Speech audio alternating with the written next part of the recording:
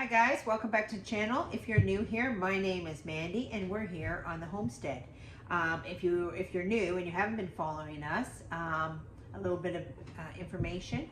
We're brand new to homesteading. We're glorified country folk. We've always lived in the country, but we've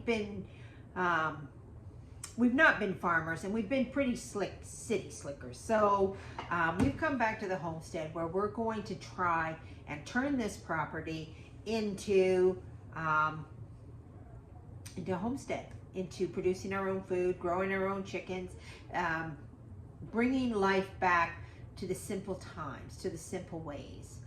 Today on the homestead, this is a follow-up video to our lasagna video where I use my secret sauce.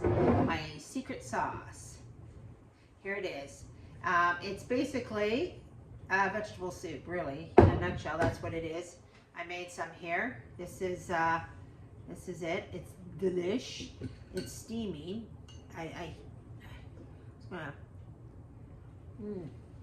So good. So good. So homemade. So delicious. Like nothing out of a can, that's for sure. Let's get rolling. Let's get at the kitchen and let's have a look at how to make this secret sauce that I pour on my lasagna. All right, guys, now it's time for the secret ingredient to the lasagna, which is my my secret sauce. It's not much of a secret sauce, but it's a liquid I pour over the whole lasagna for using the no-bake noodles. That makes it just has worked out perfect for me, and I'm going to share it with you. Okay, so these are the ingredients to make our perfect sauce for our lasagna. We have carrots here. You get them in the picture. I have zucchini. I have my onions, a bunch of onions. I have 2 red peppers. I also have from my freezer, this is all the green pepper I have left. So you can bet your bippy I'm going to be looking for more reduced green pepper so I can cut and get that into my freezer, because I've gone through it all. And so I have these left over from the zucchini relish, and that's in my freezer. So that's all I have. I may have used a little more green pepper if I had it, but I don't have it, so I'm just going with what I got. And I got a bag of cut and diced celery that was also from my freezer that I use. I have several bags of these in my freezer. And mushrooms. So these are the key ingredients that are going to go into my sauce. This is the pot I will be cooking it in. So I'm going to be cooking a large amount of this stuff because I want to can it and put it on my shelf, ready to go when I want to make a quick lasagna. And the tomato that we bought the other day at on our grocery haul, I'm going to be putting 1 can of this in there too. Okay, so that's what we got. I got out the Food Ninja because, you know, it's a lot of vegetables to cut by hand, and if you have the tools, you should use them and stop keeping them in the cupboard. So I'm going to slice and dice my my vegetable, and let's get to it. I guess we'll start with the onion. I'm just going to set my Ninja up here, get it ready to go. Put that in there. I have diced onion in the freezer, but I didn't want to use it. I felt like I was already dicing all these vegetables, so I might as well dice my own onion instead of using my onion up that's already diced, ready for quick meal prep in the freezer. I'm still working on my my $3.99 bag of onion that I bought a couple weeks ago. A few weeks ago, I can't remember when. Now, we go through, when you cook from scratch, things like onions are a staple. You go through, at least I go through with tons of them, because what we want is we want flavor out of our food, and nothing brings flavor to a food faster than an onion. Regardless of whether you like onions or not, this is where the flavor comes from, right here. So you don't want to miss out on these. Grind them up so the kids can't see them. Everything Ava eats has onions in it. I don't tell her that, but She doesn't know they're there, so. I say, I do tell her, I say, if they weren't there, this dish wouldn't have any flavor. Well, it would have less flavor, let's put it that way. And my eyes are starting to water, so it's a good thing. It's a good thing that I'm not dicing these by hand. Now, there is no right or wrong amount of this stuff. You know, you use as much as you want to use. If I had 2 onions, I'd just put 2 onions in it and I'd call it a day. But I have a lot of onions, so I'm putting in a lot of onions to, you know, give my sauce some substance, so it's not just liquid. Now they're done. Okay, I'm gonna put the lid on the Ninja. Let's try to get it on right. There we go. Turn it on, and we're gonna chop.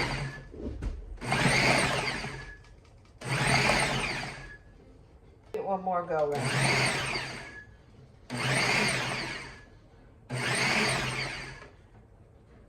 And wow, just like that, chopped onion.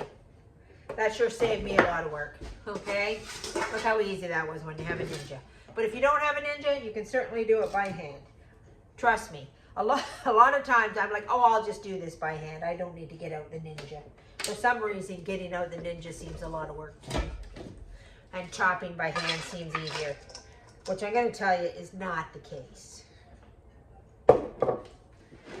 Okay, step number 2 is to add our green pepper, or our peppers. So I'm going to add, this is frozen, I'm just going to add this frozen batch here. And then we'll just,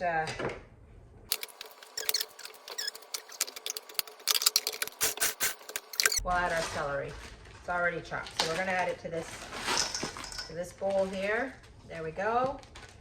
And next we're going to do our mushrooms. I go give the mushrooms a quick little rinse. Although these are nice and white, these mushrooms.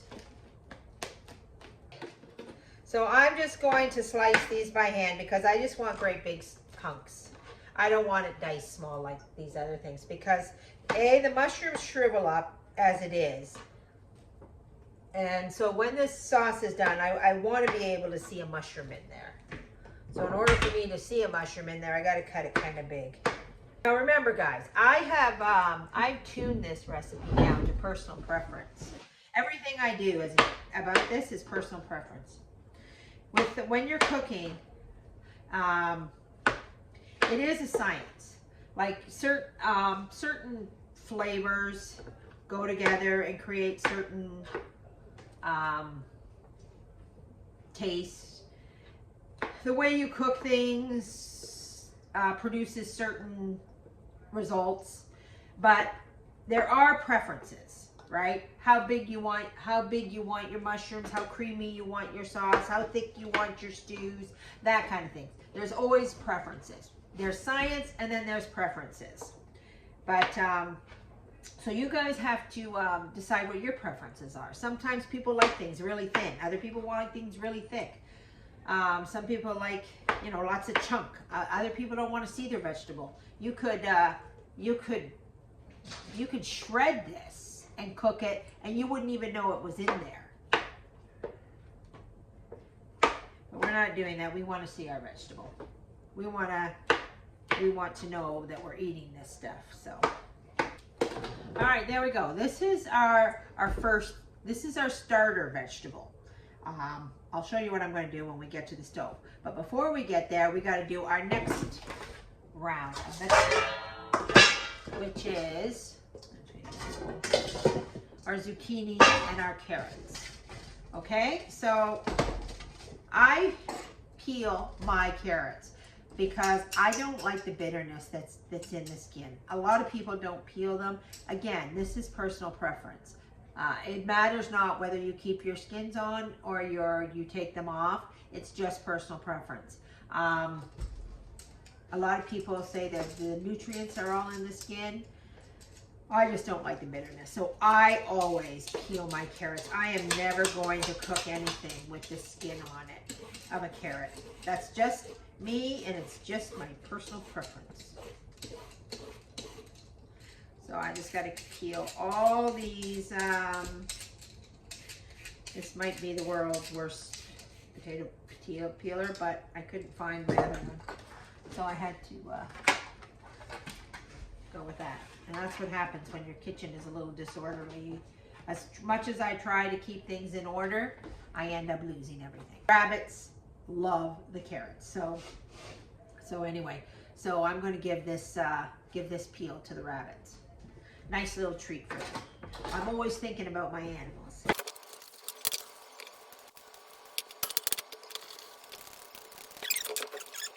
Vegetables. They're either too fat. If I go one step farther, then they're too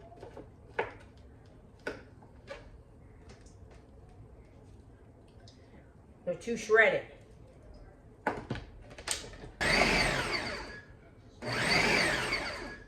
Okay, guys. All right. So we've got this all done. Let's head over to we've got all our prep work done, so let's head over to the stove and let's get this cooking. All right, guys, here we are on the stove. I'm going to turn, my pot is empty. I'm going to turn it on to a medium heat. And I'm going to add to that about 1 cup of butter. This is, again, a personal preference. I add butter to the majority of my sauces and soups, especially soups, because I like the creaminess that the dairy adds to the sauce or the soup. Although this is a marinara of sorts, it's a tomato based and it's not creamy at all. I still like them. I still like having that. I just add that whole thing in there, about a cup, and we're going to melt that, and then we're going to add our vegetables, our first batch of vegetables. Let's see, these ones. These vegetables, the onions, the garlic, or not the onion, the onions, the green pepper, the celery, and the mushrooms. And we're just gonna let these simmer in the butter for a good 10-15 minutes. Then we'll just add this, which, as you see, is a lot of simmering to be done here. That's about up to here. That's a lot of vegetable, a lot of onion and green pepper and mushroom and stuff in the bottom of that pot. So to that, though, we're going to add garlic, a couple of, remember, this is a great big pot. So I'm going to say 2 tablespoons of garlic I'm adding to that. And of course, salt. Remember, guys, and this is a this is for my benefit just as much as it is for yours. Easy on the salt. You can always add more. Don't go cuckoo. That's from my years of going cuckoo with the salt. To say to myself, careful with the salt. I am going to add a little bit of pepper, even though you guys know that the pepper situation in this house.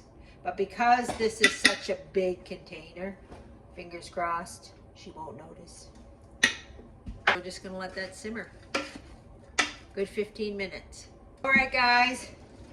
Our little, our stuff is just sauteing away. Actually, I don't even know that you'd call that sauteing.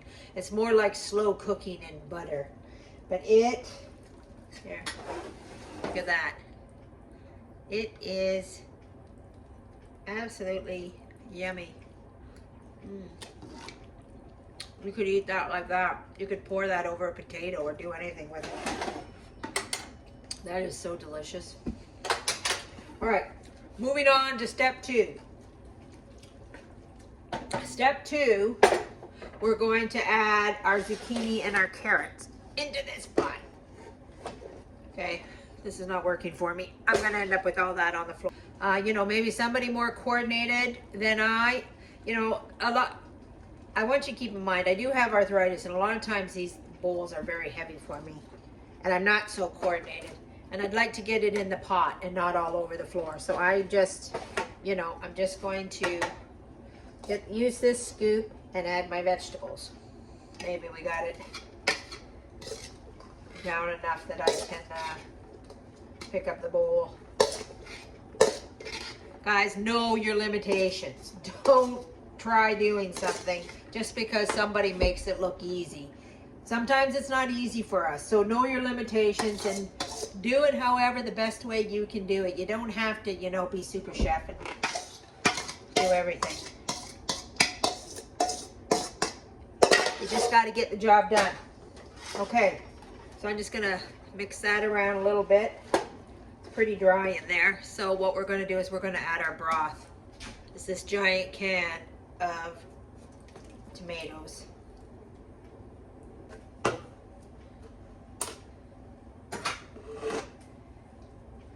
There we go. We're gonna dump that in there.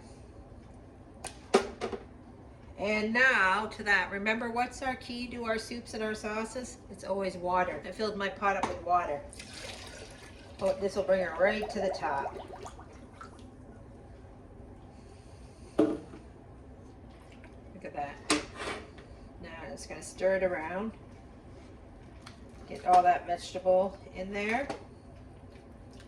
Now we're gonna get that cooked. I still got lots of tomato in there. I'm gonna swish more water around and get all that tomato out. There we are, swishing it around. There. Actually, get a little spatula here. We want to get all the good stuff out. You know, in the Depression, they used to take an egg, and they'd crack an egg, and they would take their finger to take every last bit of that egg out of that shell. That's how precious food was. I don't know that we can really appreciate what it is to go without like they did during the Depression and during World War II and all those rations. But, you know, unfortunately, I feel like the day might be coming where we may have a little taste of that suffering. So we got to learn to get to be less wasteful with the food. Ooh, big chunk of zucchini there. So what we're going to do here is I'm going to let this simmer for a good half an hour. But before I do that, we're going to add a little more spice to this. Remember, all we have in here is salt and pepper and garlic. Great standard, a great start. But if you got, this is an Italian dish. Lasagna is an Italian dish. So you know me. If it's Italian, you got to have oregano. There's not very much in there, so I'm just going to dump the rest of that in there. And this Italiano blend, which we've gone through the ingredients on that, which is basically what we already have in here. See, that's the thing with spice. This is garlic in here, onion in here, carrot in here, red bell pepper in here, green bell pepper in here, sugar, salt, and spices, herbs, and sunflower oil. So basically, I don't know why we bother adding this. Because everything that I just listed is already in here except for the sugar. And I may throw a touch of sugar into our pot. It depends when I taste it, what I feel like. But we'll add a little anyway. What the hey? It's Italiano. But basically, we have already added that spice in there because we already have that in the pot. So, we're going to let that simmer, guys. And about at least a half an hour, 45 minutes to get all those flavors together. And the more you cook something, the more you pull the flavors out of the food, so the better it tastes. But we're going to go half an hour, 45 minutes, okay? All right, guys, here we are. It's looking really good. Nice and chunky vegetable-y and nice and tomato-y. But I am going to add half a cup of sugar. I'm going to add half a cup of sugar and just sweeten this up just a little bit. And I'm going to cook it maybe for another 15 minutes. And then we're going to get on to the canning. Okay?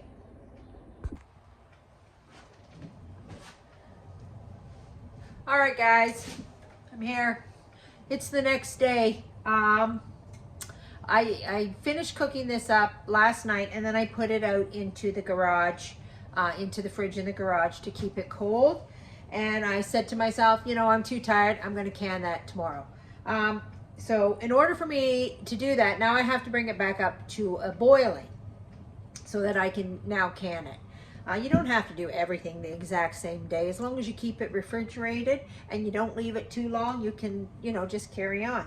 But here's the thing. This is what I did, guys. The soup was really, well, the soup, the sauce, whatever you want to call it, it's all the same. It was really, really thick. I should have showed you this.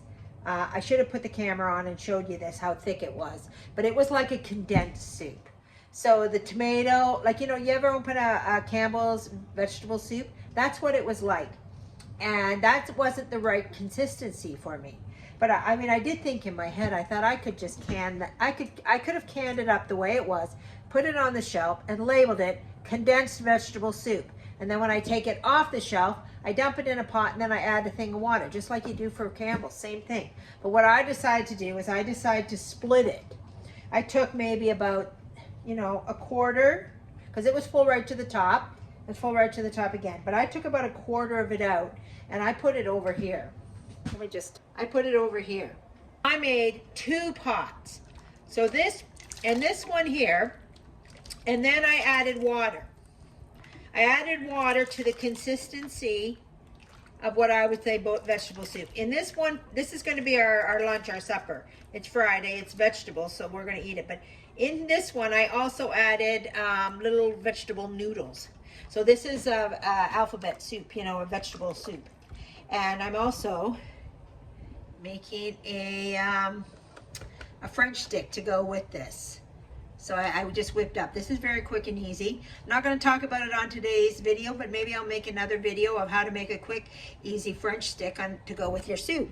And voila, you have supper. Look at that. Look at how much food I'm getting out of one giant pot. I mean, look how much food I'm getting out of a handful of zucchinis and carrots, onions, and a can of tomatoes. And you know, that's a lot of food. So this is supper for us. And then on top of it, we're going to can up all this stuff. So we're going to take this over now. So I did add water. I filled this back up with water so that I would thin it out a bit. And I filled this one up with water too, to thin it out a bit, to make the soup more thin.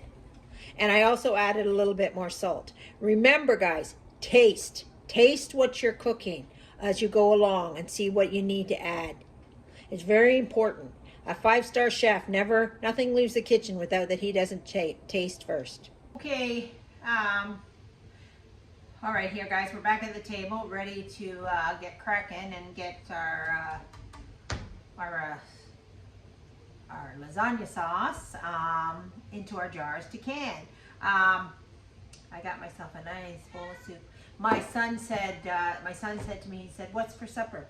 And I said, "Oh, we're just going to have some vegetable soup. We're going to have some of this." And he said, "I thought that was sauce for lasagna." I said, "Oh, sauce for lasagna, vegetable soup, it's all the same stuff. It's all the same. Everything is the same. You know, it's not really what you call it. It's what you do with it, right? I found making this and putting it on my lasagna makes my lasagna perfect. But you know, it's not just for that purpose. Once I put this in the jar and on the shelf, I can take it out and I can eat it just as is, as soup. If it's a little thick, I can add a little water. Or maybe I can take this and I can throw it into a spaghetti sauce. You know, I need a little more liquid. That's kind of how you roll when you cook from your pantry. And I guess it's experience too. Like, I mean, I guess if you're, you know, a new cook and you don't really know how things act with other things or blending what flavors is going to create what flavors, you can be really hesitant. And you want to be more for sure on following a recipe.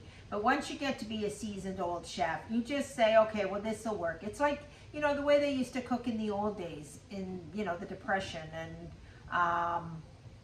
you know, in the 30s and the 40s or even way back. They just took what they had and they made good food with it. And that's what I want to teach you guys what to do, is how to take what you have and make good food with it. So I'm just going to taste this. Now remember, what's my big rule? Always taste your stuff. That is so good. I can't wait for the bread to be ready and then we can have a bowl of soup. But for now, we're going to get this into these jars and we're going to get it canned. We're going to water bath can it because remember, guys, it's a tomato-based thing, so it doesn't have to be pressure can. It can be water bath can. So let's get at it here. Oh, that's heavy. All right, so we stir it up. Make sure it's nice and stirred up. Sometimes I slur my words, but it's because I talk so much. And now we're going to make sure in our scoops we have a nice even mixture of vegetable and broth. Want to get down to the bottom to get the vegetable as well as the broth.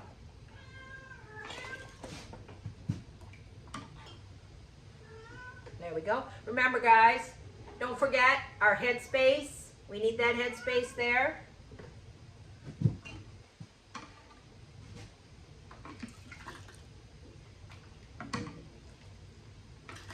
Okay guys, we got what, 2, 4, 6, 8, 10 jars. You know the drill. If you've been following along, and if you're new here to water bath can, we want to make sure our top is clean, that there's no food on there, so that air doesn't seep in and bacteria doesn't grow. And so what we do is we clean the rim with a nice clean cloth and vinegar on the end of it. And then we take one of our lids here out of the boiling water and we put it on, and away we go. Ready for the canner. Okay guys, we're water bath canning away here. We're going to do a processing time of 20 minutes here. I have to keep the lid on to keep the water boiling here, because these electric stoves just don't give you as much power as gas stoves do. And this is such a big area to keep boiling. Anyway, so we're going to process 20 minutes and voila, we're done. Well guys, that's it for our video today. We've canned 10 of these. It's something that I wanted to mention that I haven't mentioned before, is after you've canned them, you have to make sure you take this ring off. Do not store your canned products on the shelf with this ring on them, and do not stack them. The reason we take the ring off is because you want to see what's going on in there. You want to see if there's any bacteria growing or there's any action. And so keeping this ring off of it lets you keep an eye on what's going on in your jars, right? Sometimes, bacteria gets in there, but you'll see it and you'll smell it, and then you just throw it out. But anyway, so you store them with the rings off. Here is our perfect lasagna. Perfect. All this vegetable secret sauce. It was all used to soak up the noodles so that they were perfect. But here we have it. Look at 2 meals in one. We have our lasagna, and we have a really, really great tasting soup. That's for sure. And you serve with a little bun, a little cheese.